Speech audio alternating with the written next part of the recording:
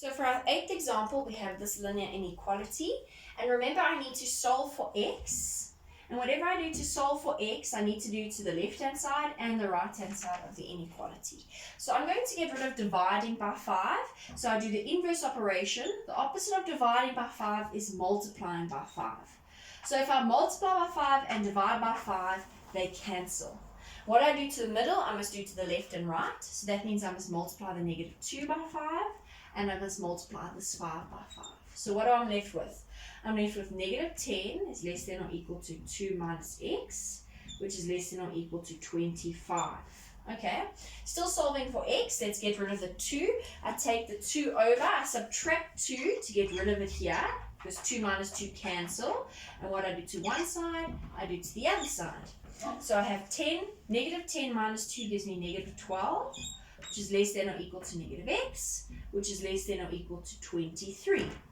I still haven't got x on its own. I need to divide by negative 1 so that I get positive x. And what I do to one side, I do to all the sides. Now remember what Ms. Peterson told you? When you divide or multiply by a negative, the signs of the inequality change. So over here I've got 12, over here I've got x, and over here I've got negative 23.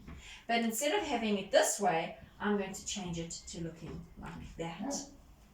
So if I was to write this in set builder notation or on a number line, I would have negative 23 and I would have 12 on this side. So I read in terms of x.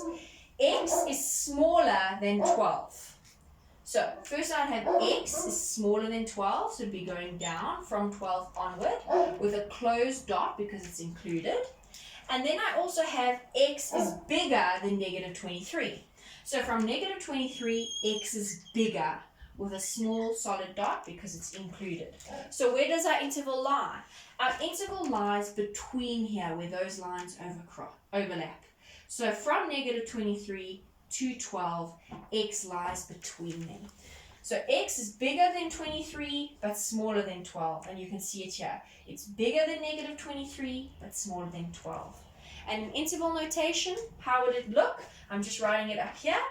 X would be an element, if I compare my number line, starts at negative 23, ends at 12. What kind of brackets do they both get? They both get a square because they are both included. They're both equal to. They both have the solid dot. Question number 9 is also a linear inequality because it's got the inequality sign. I need to solve for x. For me, the first thing I would look at immediately, I would see they've got something in common on this side, they've got something in common on this side. So I'm going to factorize this example. So on this side, I'm going to take out an x, and I'm left with a minus b. X is an HCF. Is greater than, on this side, I'm taking out 2 as an HCF, and I've got a minus b. So can I solve for x? Yes, I can. Because when I divide this side by a minus b in order for it to cancel, what I do to the one side, I must do to the other side. What do I notice? It cancels.